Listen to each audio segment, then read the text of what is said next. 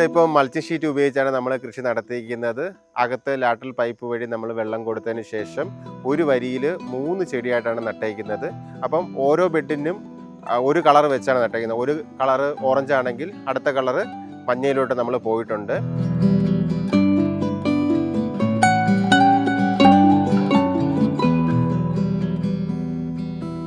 ഞാൻ 5 വർഷക്കാലം പച്ചക്കറിയാണ് നടത്തിക്കൊണ്ട് വന്നത്. പക്ഷേ ഈ വർഷമാണ് ജമന്തി കൃഷി ചെയ്യാനായിട്ട് മെയ് മാസം തന്നെ പ്ലാൻ ചെയ്യുകയും ജൂൺ മാസം പണി തുടങ്ങി ജൂൺ പകുതിയിലാണ് ഈ ഒരു തൈ നട്ടത്.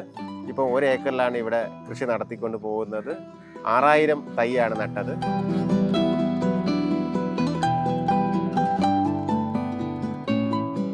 പച്ചക്കറി പോലെ തന്നെയാണ് നമ്മൾ ഈ ജമന്തി കൃഷി ആദ്യത്തെ സ്റ്റേജിൽ കണ്ടത്. കാര്യം ചെടിയുടെ വളർച്ചയ്ക്ക് ആവശ്യമായ മൂലകങ്ങളാണ് നമ്മൾ ആദ്യം കൊടുത്തത്. നൈട്രജൻ്റെ കൂടുതലായിട്ട് നമ്മൾ അത് കൊടുത്തിട്ടുണ്ട്. 30 ദിവസം കഴിഞ്ഞതിന് ശേഷം നമ്മൾ പൊട്ടാഷ് അടങ്ങിയ വളങ്ങളും മൈക്രോ ന്യൂട്രിയൻറ്റ് സൂക്ഷ്മ മൂലകങ്ങൾ ബോറോൺ കൊടുത്തിട്ടുണ്ട്. കറക്റ്റ് അളവിൽ നമ്മൾ എല്ലാം ചെയ്യുന്നത് ഫെർട്ടിഗേഷൻ ഷെഡ്യൂൾ തയ്യാറാക്കിയിട്ടാണ് ചെയ്യുന്നത്. അതിനൊപ്പം ഫോളിയർ ആപ്ലിക്കേഷൻ നടത്തിയിട്ടുണ്ട്. അതുകൊണ്ട് തന്നെ നമുക്ക് കറക്റ്റ് സമയത്ത് ഇത് പൂക്കാനായിട്ട് കഴിഞ്ഞിട്ടുണ്ട്. നമുക്ക് പച്ചക്കറിനനുസരിച്ച് കീടങ്ങൾ കുറവാണ്. ഇല കടിച്ചുകൊണ്ട് പോകുന്ന കീടങ്ങൾ ഒഴിച്ചിട്ട് മറ്റസുഖങ്ങൾ ഇതുവരെ നമുക്ക് വന്നിട്ടില്ല. ഫംഗലായിട്ടുള്ള മറ്റസുഖങ്ങൾ വന്നിട്ടില്ല. പിന്നെ പക്ഷികളുടെ ശല്യമുണ്ട്. പക്ഷേ അത് നമ്മൾ എപ്പോൾ ചെടി നശിക്കുമോ അപ്പോൾ തന്നെ നമ്മൾ വേറെ ചെടി വെക്കുന്ന ഒരു രീതിയിൽ പോയിട്ടുണ്ട്. അപ്പോൾ നല്ല രീതിയിൽ നമുക്ക് ചെടിയെ വളർത്തിയെടുക്കാനായിട്ട് കഴിഞ്ഞിട്ടുണ്ട്. ആ ചെടി നമുക്ക് നല്ലൊരു പുഷ്പവും തന്നിട്ടുണ്ട്.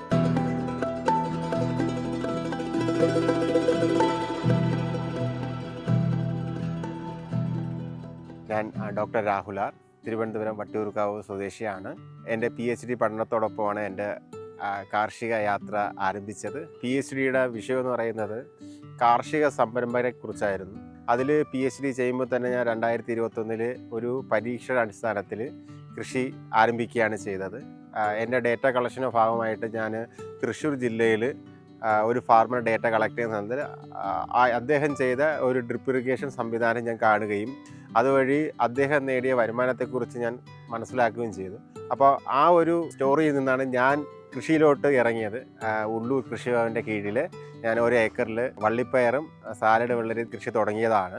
അന്ന് ഏകദേശം 2 ലക്ഷത്തോളം രൂപ എനിക്ക് ചിലവായി. ഞാൻ എൻ്റെ റിസർച്ചിൻ്റെ ഫെലോഷിപ്പിൽ നിന്നാണ് ഞാൻ ആ ഒരു ഇൻവെസ്റ്റ്മെൻറ്റ് നടത്തിയത്.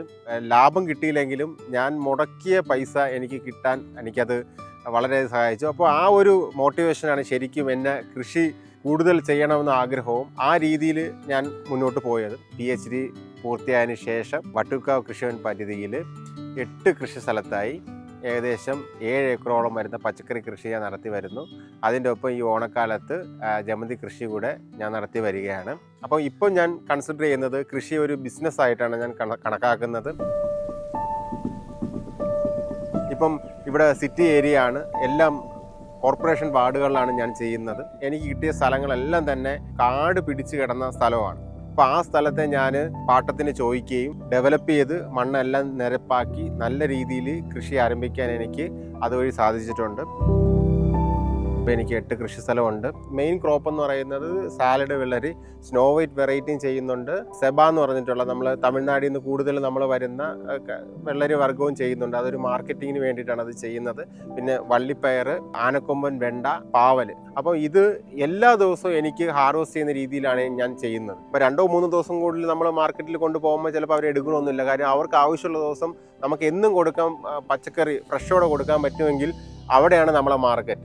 ചാല മാർക്കറ്റ് വഴിയാണ് ഇവിടുത്തെ എല്ലാ സപ്ലൈയും പോകുന്നത്. എൻ്റെ ലക്ഷ്യം എന്ന് പറയുന്നത് ക്വാളിറ്റിയുള്ള പച്ചക്കറി ഉൽപ്പാദിപ്പിക്കുക. ഉറപ്പായിട്ടും നമ്മൾ പറയുന്ന പ്രൈസ് കച്ചവടക്കാർ തരുന്നുണ്ട്. നാടൻ പച്ചക്കറിയാണ്, വിഷരഹിതമായ പച്ചക്കറിയാണ്. അപ്പോൾ അതുകൊണ്ട് തന്നെ നമുക്ക് വില കിട്ടുന്നുണ്ട്. എനിക്കിപ്പോൾ 4 സ്ഥിരം ജോലിക്കാരുണ്ട്. അവർക്ക് ശമ്പളം കൊടുക്കാൻ കഴിയുന്നുണ്ട്. അതുവഴി എൻ്റെ ജീവിത മാർഗവും ഇപ്പോൾ കൃഷിയാണ്. എൻ്റെ അടുത്ത സുഹൃത്തുക്കളോടും എൻ്റെ ഗൈഡിനോടും പറഞ്ഞിട്ടില്ല ഞാൻ കൃഷി ചെയ്യണമെന്ന്. ഞാൻ രാവിലെ 5 മണിക്ക് കൃഷി സ്ഥലത്ത് പോയി കൃഷി ചെയ്ത് സാധനങ്ങൾ കൊടുത്തതിന് ശേഷമാണ് ഞാൻ എൻ്റെ യൂണിവേഴ്സിറ്റിയിലും കോളേജിലും ഞാൻ പോയിരുന്നത്. തുടക്കക്കാരനായിട്ട് കൂടി 1 ഏക്കർ എനിക്ക് ഒറ്റയ്ക്ക് മാനേജ് ചെയ്യാനും ഒറ്റയ്ക്ക് കൃഷി നടത്താനും ഒറ്റയ്ക്ക് ഹാർവെസ്റ്റ് ചെയ്ത് കൊണ്ടുപോകാനും കഴിഞ്ഞു. അപ്പം ആ ഒരു വിജയമാണ് കൃഷി ഇനിയും ചെയ്യണം, കൂടുതൽ കൃഷി വ്യാപിപ്പിക്കണം എന്ന ഒരു മോട്ടിവേഷൻ എനിക്ക് തന്നത്. ഇപ്പം എൻ്റെ എല്ലാ കൃഷി സ്ഥലവും ഓട്ടോമേഷനാണ്, എല്ലാ ഡ്രിപ്പ് ഇറിഗേഷനാണ്. അപ്പോൾ അതുകൊണ്ട് തന്നെ എനിക്ക് വെള്ളം ഒഴിക്കുന്നതിനോടുള്ള ഒരു ലേബർ ആ ഒരു നോക്കി നടപ്പും കുറവാണ്. വളവും ഫെർട്ടിഗേഷനിൽ കൊടുക്കുന്നുണ്ട്. ബിസിനസ്സിനെ പോലെ തന്നെ ക്യാപിറ്റൽ ഇൻവെസ്റ്റ്മെൻറ്റ് എനിക്ക് വരുന്നുണ്ട്. ഏകദേശം 1 ഏക്കർ ഡെവലപ്പ് ചെയ്ത് ആദ്യത്തെ കൃഷി നടത്തുമ്പോൾ ഏകദേശം 1.5 ലക്ഷം രൂപയോളം എനിക്ക് ചിലവാകുന്നുണ്ട്. പക്ഷേ ആ 1 ലക്ഷം എനിക്ക് പോകെ അത് ബ്രേക്ക് ഈവണായി മാറുന്നുണ്ട്. ഒരു ബിസിനസ് നടത്തണമെങ്കിൽ അതിൻ്റെ ഓർഡർ വേണമെന്നില്ല, അതില്ലാതെ തന്നെ ഒരു സിസ്റ്റം ഉണ്ടാക്കണം. അപ്പോൾ ആ ഒരു സിസ്റ്റമാണ് ഞാൻ ഉണ്ടാക്കിയിരിക്കുന്നത്. ഞാനില്ലെങ്കിലും എൻ്റെ കൃഷി നടക്കണം, ചെടികൾ വളരണം, ചെടികൾ പൂവിടണം, ചെടികൾ കാതരണം, അത് നമുക്ക് മാർക്കറ്റിലെത്തിച്ച് പൈസ വാങ്ങാൻ കഴിയണം. എല്ലാവരും പറഞ്ഞത് കൃഷി നഷ്ടമാണ്, കൃഷിയിൽ ഇനി പുതിയ യുവാക്കൾ വരുന്നില്ല. അപ്പോൾ അവർക്കൊരു സ്റ്റോറി വേണം. അപ്പോൾ അത് ഞാൻ തന്നെ ചെയ്ത് കാണിക്കണം, എനിക്കത് ചെയ്ത് എനിക്ക് സക്സസ് ആവണം എന്ന് തന്നെയാണ് ആഗ്രഹം. അതാണ് എന്നെ ഈ മുന്നോട്ട് നയിക്കുന്നത്.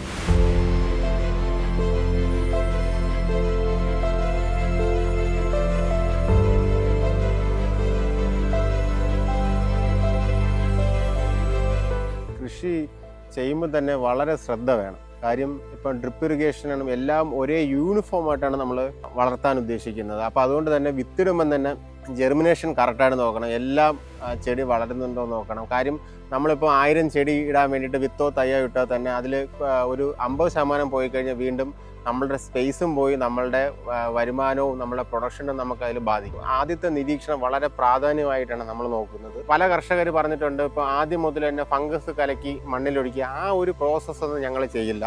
എന്താണോ ചെടിക്ക് വേണ്ടത്, ചെടിക്ക് എന്തെങ്കിലും പ്രശ്നം വരുന്നുണ്ടോ എന്ന് മാത്രമാണ് നമ്മൾ നോക്കുന്നത്. ഇപ്പം നമ്മൾ മൾച്ചിങ് ഷീറ്റ് ഉപയോഗിക്കുന്നത് കൊണ്ട് തന്നെ നമുക്ക് അടുത്ത് കള വരുന്നില്ല, കൃത്യമായി നമുക്ക് വെള്ളം കൊടുക്കാൻ കഴിയുന്നുണ്ട്.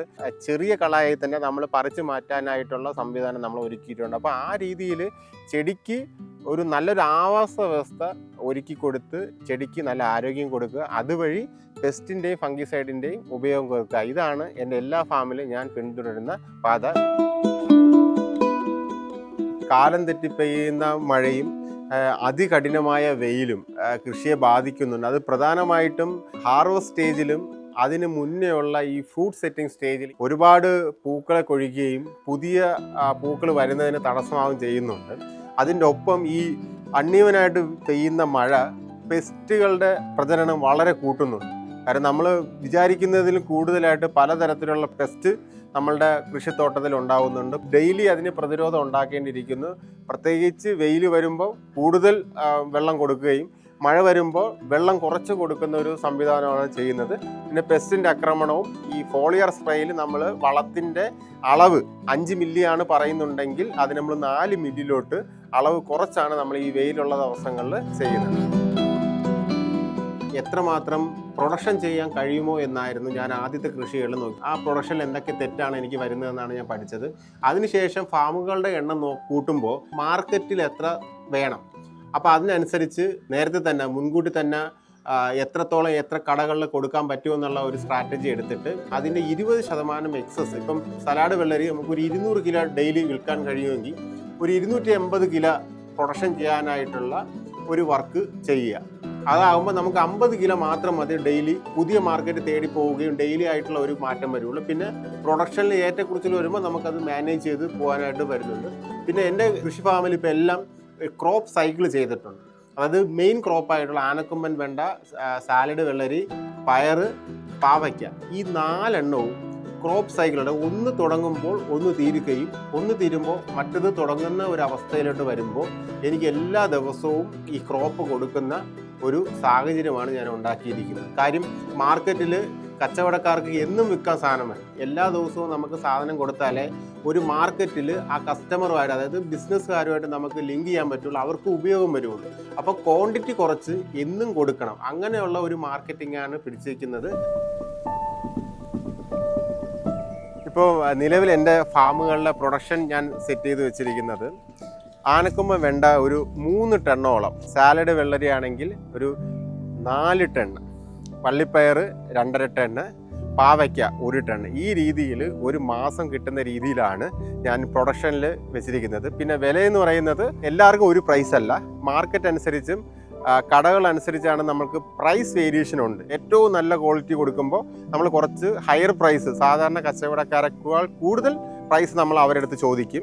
കുറച്ച് സോർട്ട് കുറവാണെങ്കിൽ നമ്മൾ കുറയ്ക്കും. അപ്പോൾ അതുകൊണ്ട് നമുക്കൊരു യൂണിഫോം പ്രൈസ് ഇല്ല. ഡെയിലി നമ്മൾ പ്രൈസ് മാറും. പ്രൈസ് കൂട്ടി വാങ്ങുന്ന ഒരു സ്ട്രാറ്റജി, നമ്മൾ ക്വാളിറ്റി കൂട്ടിയാണ് നമ്മൾ വാങ്ങുന്നത്. പിന്നെ കൊടുക്കുന്നതിലും ഉണ്ട്. നമ്മൾ നന്ന രീതിയിൽ പാക്ക് ചെയ്ത് നല്ല കഴുകി ക്ലീനപ്പ് ചെയ്ത് വേസ്റ്റ് എല്ലാം ഒഴിവാക്കിയാണ് കൊടുക്കുന്നത്. അവർ 10 കിലോ ചോദിച്ചാൽ നമ്മളൊരു 11 കിലോ അവർക്ക് കൊടുക്കും. അപ്പോൾ 1 കിലോ നമ്മളെ തന്നെ കുറച്ചിട്ട് മാത്രമേ നമുക്ക് പൈസയും നമ്മൾ വാങ്ങത്തുള്ളൂ. എല്ലാ കർഷകരും പറയുന്നുണ്ട് പൈസ കിട്ടാൻ പാടാണ്. പക്ഷേ എനിക്ക് എല്ലാ ബിസിനസ്സുകാരും കൃത്യമായി പൈസ തരാറുണ്ട്.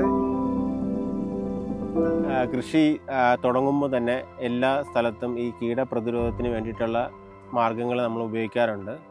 ആദ്യമായിട്ട് ഉപയോഗിക്കുന്നത് ഫെറമോൺ ട്രാപ്പാണ്. അതായത് കായ്ച്ചകളെ, രോഗങ്ങൾ കൊണ്ടുവരുന്ന കായ്ച്ചകളെ പിടിക്കാനായിട്ട് നമ്മൾ ട്രാപ്പ് വെക്കും. അത് 1 ഏക്കറിന് 3-4, അതായത് സ്ഥലത്തിൻ്റെ പൊസിഷൻ അനുസരിച്ച് നമ്മൾ 3-4 എണ്ണം സ്ഥാപിക്കും. അതിൽ ഈച്ചകൾ വന്ന് കൂടും. അത് ഒരു പരിധിവരെ ഈ വൈറസ് ആക്രമണങ്ങളെ, ഈ രോഗങ്ങൾ പടർത്തുന്ന ജീവികളെ നമുക്ക് പിടിക്കാനായിട്ട് സഹായിക്കുന്നുണ്ട്. അതിനുശേഷം വെജിറ്റേറ്റീവ് സ്റ്റേജ് കഴിഞ്ഞ് ഹാർവസ്റ്റ് തുടങ്ങുന്ന സമയത്ത് തന്നെ നമ്മൾ ബ്ലൂ ട്രാപ്പും യെല്ലോ ട്രാപ്പും നമ്മൾ വെക്കും. അത് നീരൂറ്റി കുടിക്കുന്ന കീടങ്ങൾ അതിൽ വന്ന് ഒട്ടി അതിനകത്ത് തന്നെ ഇരിക്കും. അപ്പോൾ അത് ഒരു പരിധിവരെ കീടങ്ങളെ കുറയ്ക്കാനായിട്ട്, മുഴുവനായിട്ട് നമുക്ക് പറ്റില്ല, എന്നാലും ഒരു പരിധിവരെ നമുക്ക് തടഞ്ഞു നിർത്താനായിട്ട് സാധിക്കും. അത് നിർബന്ധമായും എല്ലാ സ്ഥലത്തും, പ്രത്യേകിച്ച് പാവയ്ക്കും പടവലത്തിനും വെണ്ടയ്ക്കൊക്കെ കൃത്യമായി നമ്മൾ അകലത്തിൽ തന്നെ അത് കൊടുക്കണം.